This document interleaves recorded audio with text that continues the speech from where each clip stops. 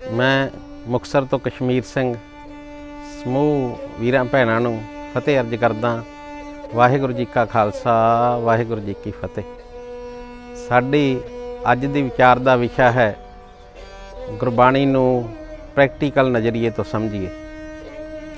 ਸੋ ਗੱਲ ਜੇ ਮੈਂ ਆਮ ਸਿੱਖ ਦੀ ਸ਼ੁਰੂ ਕਰਾਂ ਤਾਂ ਆਮ ਸਿੱਖ ਗੁਰਬਾਣੀ ਦਾ ਧਰਮ ਦਾ ਗਿਆਨ ਕਿੱਥੋਂ ਪ੍ਰਾਪਤ ਕਰਦਾ ਹੈ? ਬਚਪਨ ਤੋਂ ਉਹ ਆਪਣੇ ਪਰਿਵਾਰ ਤੋਂ ਇਹ ਗਿਆਨ ਗ੍ਰਹਿਣ ਕਰਦਾ ਹੈ, ਗੁਰਦੁਆਰੇ ਜਾਂਦਾ ਹੈ, ਉੱਥੋਂ ਗਿਆਨ ਗ੍ਰਹਿਣ ਕਰਦਾ ਹੈ। ਜਿਵੇਂ ਜਿਵੇਂ ਵੱਡਾ ਹੁੰਦਾ ਹੈ, ਸਮਾਜ ਵਿੱਚ ਵਿਚਰਦਾ ਹੈ, ਉਹ ਧਾਰਮਿਕ ਸਮਾਗਮਾਂ 'ਤੇ, ਧਾਰਮਿਕ ਦੀਵਾਨਾਂ 'ਤੇ, ਧਾਰਮਿਕ ਯਾਤਰਾਵਾਂ 'ਤੇ ਜਾਂਦਾ ਹੈ ਤਾਂ ਉੱਥੋਂ ਉਸ ਨੂੰ ਧਰਮ ਦਾ ਗਿਆਨ ਮਿਲਦਾ ਹੈ। ਅੱਜ ਕੱਲ੍ਹ ਗੁਰਬਾਣੀ ਦੇ ਲਾਈਵ ਪ੍ਰਸਾਰਣ, ਸੋਸ਼ਲ ਮੀਡੀਆ ਅਤੇ ਟੀਵੀ ਦੇ ਹੋਰ ਪ੍ਰੋਗਰਾਮਾਂ ਦੇ ਜ਼ਰੀਏ ਉਹ ਗੁਰਬਾਣੀ ਦਾ ਧਰਮ ਦਾ ਗਿਆਨ ਹਾਸਲ ਕਰਦਾ ਹੈ। ਇਸ ਤਰ੍ਹਾਂ ਜਿਵੇਂ ਜਿਵੇਂ ਉਹ ਜ਼ਿੰਦਗੀ ਵਿੱਚ ਵਿਚਰਦਾ ਹੈ, ਉਸ ਦੀਆਂ ਧਾਰਮਿਕ ਮਨੌਤਾਂ ਬਣਦੀਆਂ ਜਾਂਦੀਆਂ ਹਨ। ਧਰਮ ਪ੍ਰਤੀ ਉਹਦਾ ਨਜ਼ਰੀਆ ਬਣਨਾ ਸ਼ੁਰੂ ਹੋ ਜਾਂਦਾ ਹੈ। ਉਸ ਨਜ਼ਰੀਏ ਦੇ ਅਨੁਸਾਰ ਉਹ ਆਪਣੀ ਜ਼ਿੰਦਗੀ ਜਿਉਂਦਾ ਹੈ। ਗਾਹੇ ਬਗਾਹੇ ਧਾਰਮਿਕ ਸਮਾਗਮਾਂ ਨੂੰ ਜਦੋਂ ਸੁਣਦਾ ਹੈ ਤਾਂ ਇੱਕ ਸਮਾਗਮ ਵਿੱਚ ਉਹ ਇਹ ਗੱਲ ਸਮਝਦਾ ਹੈ, ਪ੍ਰਚਾਰਕ ਗੱਲ ਕਰ ਰਿਹਾ ਹੁੰਦਾ ਹੈ, ਇਹ ਜੱਗ ਸੱਚੇ ਕੀ ਹੈ ਕੋਠੜੀ, ਸੱਚੇ ਕਾ ਵਿੱਚ ਵਾਸ। ਤਾਂ ਪ੍ਰਚਾਰਕ ਕਥਾਕਾਰ ਉਸ ਨੂੰ ਇਹ ਸਮਝਾਉਂਦਾ ਹੈ ਕਿ ਇਹ ਜੱਗ ਸੱਚਾ ਹੈ, ਇੱਥੇ ਪਰਮਾਤਮਾ ਦਾ ਨਿਵਾਸ ਹੈ, ਇਹ ਪਰਮਾਤਮਾ ਦਾ ਘਰ ਹੈ। ਐਂ ਜ਼ਿੰਦਗੀ 'ਚ ਵਿਚਰਦਿਆਂ ਕਿਸੇ ਹੋਰ ਸਮਾਗਮ ਵਿੱਚ ਉਸ ਦੇ ਪੱਲੇ ਇਹ ਗੱਲ ਪੈਂਦੀ ਹੈ, ਜੱਗ ਰਚਨਾ ਸਭ ਝੂਠ ਹੈ, ਜਾਨ ਲਿਹੋ ਰੇ ਮੀਤ। ਜਦੋਂ ਪ੍ਰਚਾਰਕ ਇਸ ਦੇ ਅਰਥ ਕਰਦਾ ਹੈ ਤਾਂ ਉਹ ਸਮਝਾਉਂਦਾ ਹੈ ਕਿ ਇਹ ਜੱਗ ਝੂਠਾ ਹੈ, ਇਹ ਸਾਰੀ ਰਚਨਾ ਖਤਮ ਹੋ ਜਾਣੀ ਹੈ। ਜਦੋਂ ਇਹੋ ਜਿਹੀਆਂ ਗੱਲਾਂ ਉਹ ਵੱਖ-ਵੱਖ ਸੁਣਦਾ ਹੈ ਤਾਂ ਉਸ ਦੇ ਮਨ ਵਿੱਚ ਟਕਰਾਅ ਪੈਦਾ ਹੁੰਦਾ ਹੈ। ਉਹ ਇਹ ਸਮਝ ਨਹੀਂ ਪਾਉਂਦਾ ਕਿ ਗੁਰੂ ਸਾਹਿਬ ਕੀ ਕਹਿੰਦੇ ਹਨ। ਉਸ ਨੂੰ ਇਹ ਗੱਲਾਂ ਆਪਾ ਵਿਰੋਧੀ ਪ੍ਰਤੀਤ ਹੁੰਦੀਆਂ ਹਨ। ਉਸ ਦੇ ਮਨ ਵਿੱਚ ਕਨਫਿਊਜ਼ਨ ਕ੍ਰੀਏਟ ਹੋਣੀ ਸ਼ੁਰੂ ਹੋ ਜਾਂਦੀ।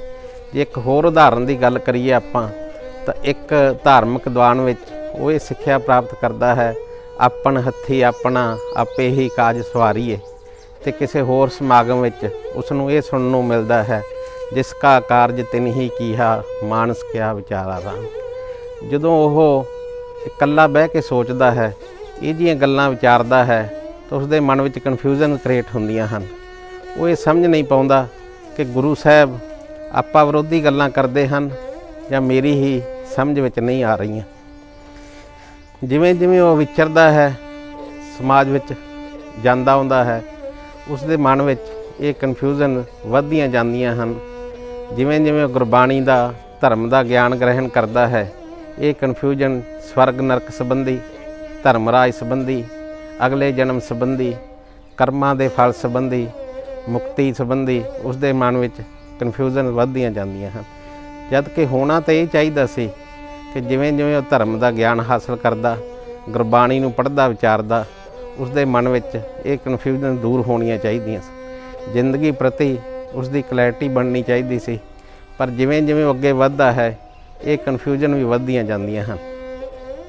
ਮੇਰਾ ਮੰਨਣਾ ਇਹ ਹੈ ਕਿ ਉਸ ਦੇ ਮਨ ਵਿੱਚ ਇਹ ਜ਼ਰੂਰ ਦ੍ਰਿੜ ਨਿਸ਼ਚਾ ਹੁੰਦਾ ਹੈ ਕਿ ਗੁਰੂ ਪਾਤਸ਼ਾਹ ਆਪਾ ਵਿਰੋਧੀ ਗੱਲਾਂ ਨਹੀਂ ਕਰ ਸਕਦੇ। ਪਰ ਸਾਹਮਣੇ ਬੈਠੇ ਪ੍ਰਚਾਰਕ ਤੋਂ ਜਦੋਂ ਉਹ ਅਜਿਹੇ ਅਰਥ ਸੁਣਦਾ ਹੈ, ਅਜਿਹੀ ਇਹ ਗੱਲ ਗ੍ਰਹਿਣ ਕਰਦਾ ਹੈ ਤਾਂ ਉਹ ਭੰਬਲ ਭੂਸੇ ਵਿੱਚ ਪੈ ਜਾਂਦਾ ਹੈ। ਉਸ ਨੂੰ ਸਮਝ ਨਹੀਂ ਲੱਗਦਾ ਕਿ ਸੱਚ ਕੀ ਹੈ ਜਾਂ ਝੂਠ ਕੀ ਹੈ।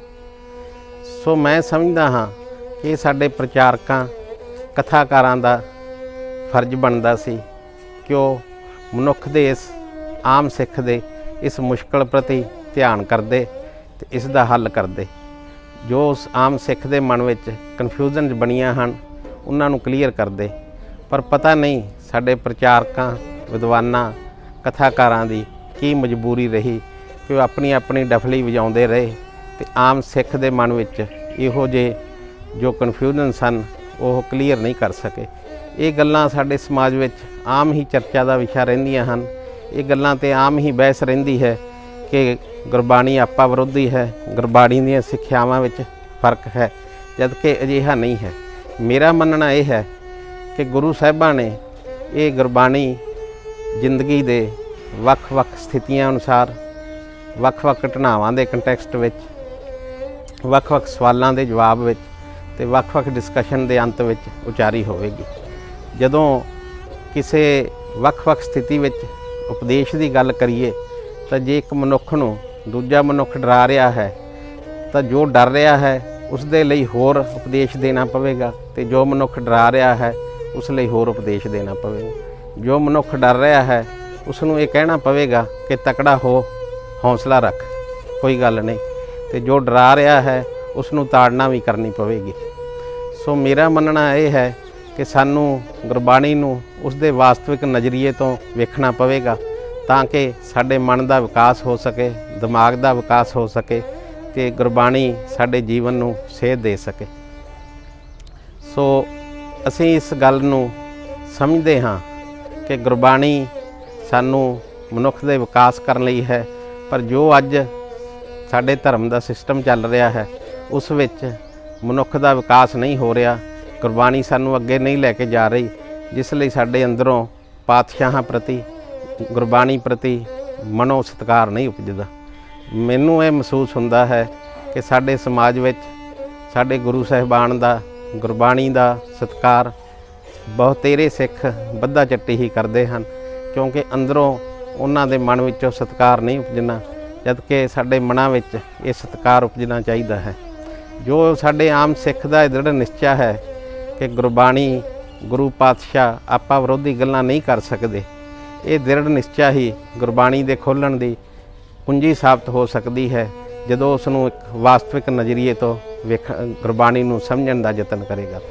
ਗੁਰਬਾਣੀ ਨੂੰ ਅਸੀਂ ਵਾਸਤਵਿਕ ਨਜ਼ਰੀਏ ਤੋਂ ਕਿਵੇਂ ਵੇਖ ਸਕਦੇ ਹਾਂ, ਇਸ ਨੂੰ ਆਪਾਂ ਇੱਕ ਉਦਾਹਰਨ ਦੇ ਜ਼ਰੀਏ ਸਮਝੀਏ ਤਾਂ ਮੈਨੂੰ ਲੱਗਦਾ ਹੈ ਕਿ ਇਹ ਗੱਲ ਆਪਣੀ ਪਕੜ ਵਿੱਚ ਸੌਖੀ ਆ ਜਾਵੇਗੀ। ਗੱਲ ਆਪਾਂ ਅਮਰੀਕ ਸਿੰਘ ਦੀ ਕਰਦੇ ਹਾਂ, ਜੋ ਇੱਕ ਦੁਕਾਨਦਾਰ ਹੈ ਜਿਸ ਨੇ ਅੰਮ੍ਰਿਤ ਛਕਿਆ ਹੋਇਆ ਹੈ। ਉਸ ਨੂੰ ਜਦ ਇਹ ਦੱਸਿਆ ਗਿਆ ਪ੍ਰਚਾਰਕਾਂ ਵੱਲੋਂ ਕਿ ਅੰਮ੍ਰਿਤ ਛਕਣ ਨਾਲ ਚੜ੍ਹਦੀ ਕਲਾ ਹੋ ਜਾਂਦੀ ਹੈ, ਸਭ ਕੰਮ ਰਾਸ ਹੋ ਜਾਂਦੇ ਹਨ, ਤਾਂ ਉਸਨੇ ਉਤਸ਼ਾਹ ਵਿੱਚ ਆ ਕੇ ਅੰਮ੍ਰਿਤ ਛਕ ਲਿਆ ਤੇ ਆਪਣੀ ਜ਼ਿੰਦਗੀ ਇੱਕ ਧਾਰਮਿਕ ਵਿਅਕਤੀ ਵਜੋਂ ਜਿਉ ਰਿਹਾ ਹੈ। ਪਰ ਉਸ ਦੀ ਜ਼ਿੰਦਗੀ ਵਿੱਚ ਸ਼ਗਨ ਅਪਸ਼ਗਨ, ਵਹਿਮ ਭਰਮ, ਸਵਰਗ ਨਰਕ ਦਾ ਡਰ, ਯਮਾਂ ਦਾ ਡਰ, ਧਰਮ ਰਾਜ ਦਾ ਡਰ, ਅਗਲੇ ਜਨਮਾਂ ਦਾ ਡਰ, ਮੁਕਤੀ ਦਾ ਡਰ ਉਸ ਨੂੰ ਸਤਾਉਂਦਾ ਰਹਿੰਦਾ ਹੈ। ਇਹਨਾਂ ਧਾਰਮਿਕ ਮਨੌਤਾਂ ਦੇ ਵਿੱਚ ਰਹਿ ਕੇ ਹੀ ਉਹ ਆਪਣੀ ਜ਼ਿੰਦਗੀ ਬਸਰ ਕਰ ਰਿਹਾ ਹੈ।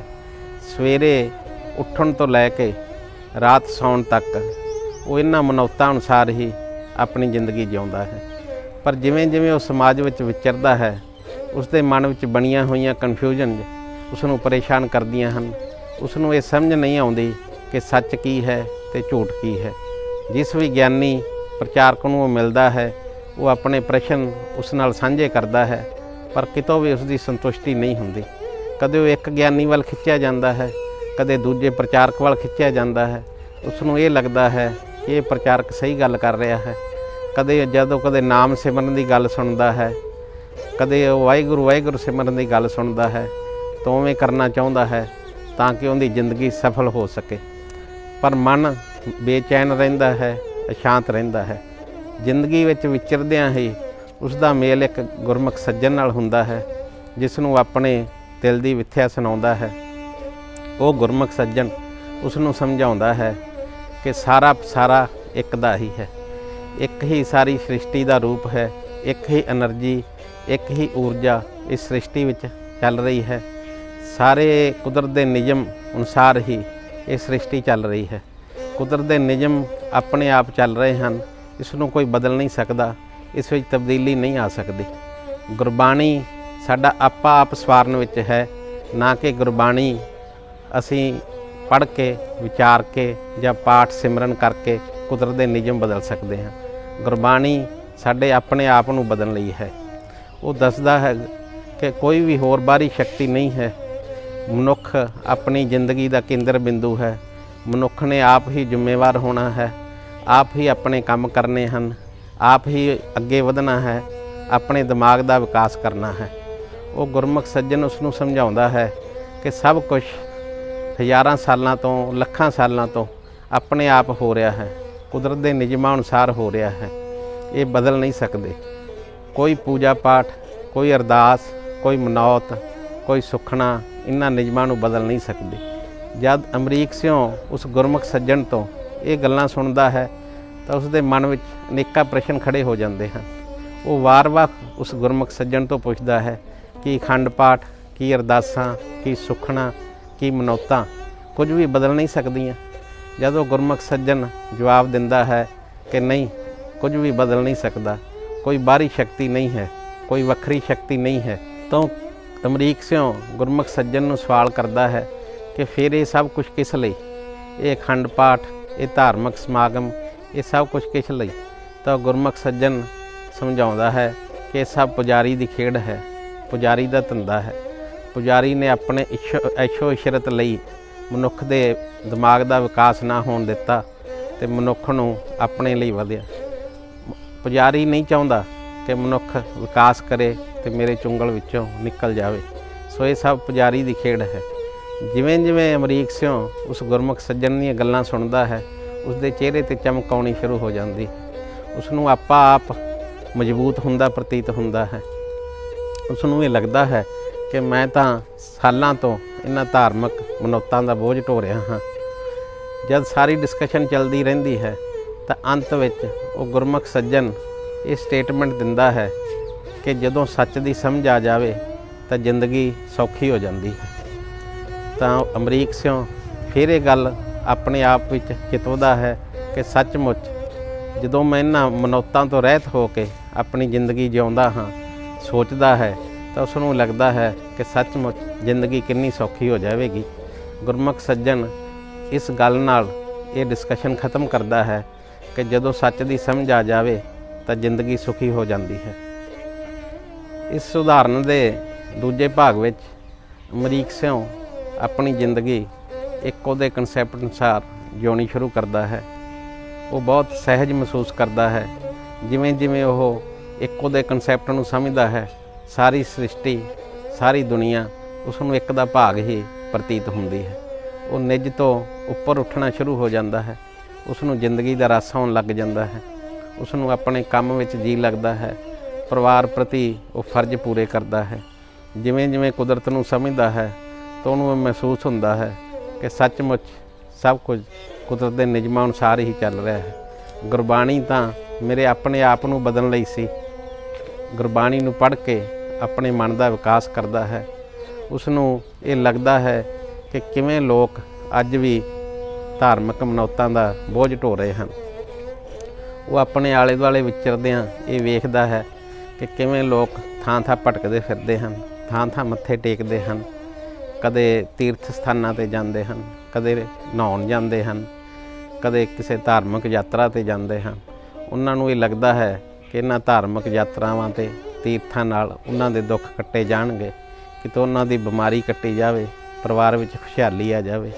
पर उसनूं ये महसूस हुंदा है कि ये लोग दिनों दिन आर्थिक मंदहाली विच जी रहे हैं, अपना समा अंजाई गवा रहे हैं, अपना पैसा भी अंजाई गवा रहे हैं। उसनूं ये महसूस हुंदा है कि मैं इन्हां नाल गल शेयर करां, मैनूं सच दी गल समझ आई है तो मैं दूसरिਆਂ नाल भी सच दी गल सांझी करां। जिंदगी 'च विचरदिआं वो हरेक नाल ये गल सांझी करदा है कि परमात्मा इस कुदरत विच ही वसदा है। सारी सृष्टि एक दा ही भाग है। कुदरत के नियमां अनुसार ही सब कुछ वापरदा है। कोई पूजा पाठ, कोई कर्मकांड तुहाडे किसी काम नूं बदल नहीं सकते। तुहाडे कर्म का फल ही तुहानूं मिलना है। कोई अगले जन्मां दी, पिछले जन्मां दी खेड नहीं है। पर इस तरह विचरदिआ ही कई बार बहसबाजी भी हो जाती है। उसनूं गल्लां मिहणे भी सुनने पैंदे हैं। एक बार तां अमरीक सिंह एक प्रचारक नाल ऐसा उलझिया कि उसके श्रद्धालुआं ने उसनूं धमकियां देणियां शुरू कर दित्तियां। सो कई बार उसका मन असहज हो जाता है, परेशान हो जाता है। किते ना किते मन के एक कोने विच डर भी महसूस होता है। जिंदगी 'च विचरदिआं कई तरह के लोग उसनूं मिलते हैं। एक वीर उसनूं कहंदा है गुरबाणी की उदाहरण दे के, प्राणी तू आया लाहा लैण, लगा कित को फकड़े, सब मुकदी चली रहन। सचमुच उस मनुख दीआं भावनावां नूं वेख के हलूणिया जाता है किवें इस दे मन विच गुरबाणी की इस लाइन करके ये अपने इन्हां धार्मिक कर्म कांडां नूं ही रब दा नाम दा हिस्सा समझ रहा है। सो इस दे चलदियां ही जिंदगी उस दा मेल फिर उस गुरमुख सज्जन नाल हुंदा है। वो गुरमुख सज्जन नूं अपने मन की विथ्या सुणाउंदा है कि जद भी मैं लोकां नूं सच की गल करदा हाँ, उन्हां नूं ये दस्सण दा यतन करदा हाँ, तो कई बार लोग बुरा मनाउंदे ने, वो मैनूं नास्तिक कहंदे ने, वो मैनूं धर्म दोखी कहंदे हन। तो वो गुरमुख सज्जन उसनूं समझाउंदा है कि सच की गल करनी इस साडे इस पछड़े समाज विच बहुत औखी है। ये सच नूं लोकां ताईं प्रचारना, दुखां ते कष्टां नूं सहेड़ना है। वो इतिहास विचों बाबे नानक की गल करदा है कि किवें गुरु नानक देव जी नूं सच बोलण दे बदले बाबर की जेल कट्टनी पई, किवें गुरु अर्जन देव जी नूं तत्ती तवी ते बिठा दिता गया, किवें भाई मती दास, भाई दयाला जी ते भाई सती दास वर्गिਆਂ ਨੂੰ इस सच बोलण वर्गे बदले अनेकां कष्ट सहारने पे, इत्थों तक कि गुरु तेग बहादुर जी का सिर कलम कर दिता गया। वो गुरमुख सज्जन उसनूं समझाउंदा है कि साडे इस पछड़े समाज विच ये सच की गल करना बहुत औखा है। जबकि गुरबाणी सानूं दिमाग नूं अगे लिजाण लई, दिमाग का विकास करन लई सी, पर साडे अखौती पुजारियां ने, अखौती संतां ने इस गुरबाणी नूं धंधा बना लिया ते मनुख का विकास ना होण दिता। अंत विच सारी डिस्कशन तो बाद वो गुरमुख सज्जन उस अमरीक सिंह नूं ये गल कहंदा है कि अमरीक सिंह जदों सच की समझ आ जाए मनुख सुखी नहीं रह सकता। तो इस गल नाल ही ये डिस्कशन खत्म हो जाती है। हुण अमरीक सिंह जद इन्हां दोवां बिरतांतां नूं कल्ला बह के विचारदा है तो हैरान हो जाता है। उसनूं ये समझ आउण लग जाती है कि जो गुरबाणी दी आपा विरोधी गल्लां मैं समझदा हाँ जां जिथे गुरबाणी दे वखरेवें नज़र आउंदे हन, वो असल विच गुरबाणी दे वखरेवें नहीं हन। वो वख-वख स्थितियां विच गुरु साहिबां वल्लों दित्ती गई उपदेश है। जदों पहले गुरमुख सज्जन वल्लों दित्ती गई स्टेटमेंट कि जद सच की समझ आ जाती है जिंदगी सुखी हो जाती है, उसनूं उस घटना के कंटैक्सट च वेखदा है तो ये स्टेटमेंट बहुत ढुकवीं लगती है। तो जब दूजी स्टेटमेंट कि जदों सच की समझ आ जाए मनुख सुखी नहीं रह सकता, जदों दूजी घटना के संदर्भ में इस स्टेटमेंट नूं विचारदा है तो ये स्टेटमेंट दूजी घटना के कंटैक्सट च भी पूरी ढुकवीं है। तो उसका मन विस्माद में आ जाता है। उसनूं ये समझ आउण लग जाती है कि गुरबाणी वख-वख घटनावां, वख-वख प्रश्नां दे सवालां, वख-वख स्थितियां विच, वख-वख डिस्कशन के रूप में जां स्थापित मनौतां दे चैलेंज करने लई उचारी गई होवेगी। उसनूं मन ही मन बहुत खुशी हुंदी है ते उसनूं ये प्रतीत हुंदा है कि मेरे मन का बहुत वड्डा बोझ हल्का हो गया है। वो अपने आप नूं फुੱਲ वांग महसूस करता है। इस सारी उदाहरण तो आपां यही समझते हाँ कि गुरबाणी वख-वख स्थितियां विच उचारी गई है, ना कि गुरबाणी दी गल्लां आपा विरोधी हैं। जदों आपां इस नज़रिए तो गुरबाणी नूं समझण दा यतन करांगे तो सचमुच साडे मनां विच गुरु पातशाह प्रति सत्कार उपजेगा, साडे मनां विच गुरबाणी प्रति, गुरु पातशाह प्रति सत्कार विच वाधा होवेगा। ते असीं गुरबाणी नूं जद प्रैक्टिकल नज़रिए तो विचारांगे तो साडा दिमाग विकास करेगा, जिस नाल जीवन खुशहाल होवेगा, जिंदगी का सच समझ आवेगा ते असीं अपना बनदा फर्ज इस मनुखता प्रति, इस सृष्टि प्रति अदा करांगे तो साडा मन भी खुश होवेगा, मन तो गुरु साहिबां प्रति बलिहारे जाण नूं जी करांगे। सो इस सारी अपनी बहस दा अज दी विचार दा ये इन्हां शब्दां नाल मैं इत्थे खत्म करदा। आओ फतेह दी सांझ पाईए। वाहिगुरू जी का खालसा, वाहिगुरू जी की फतेह।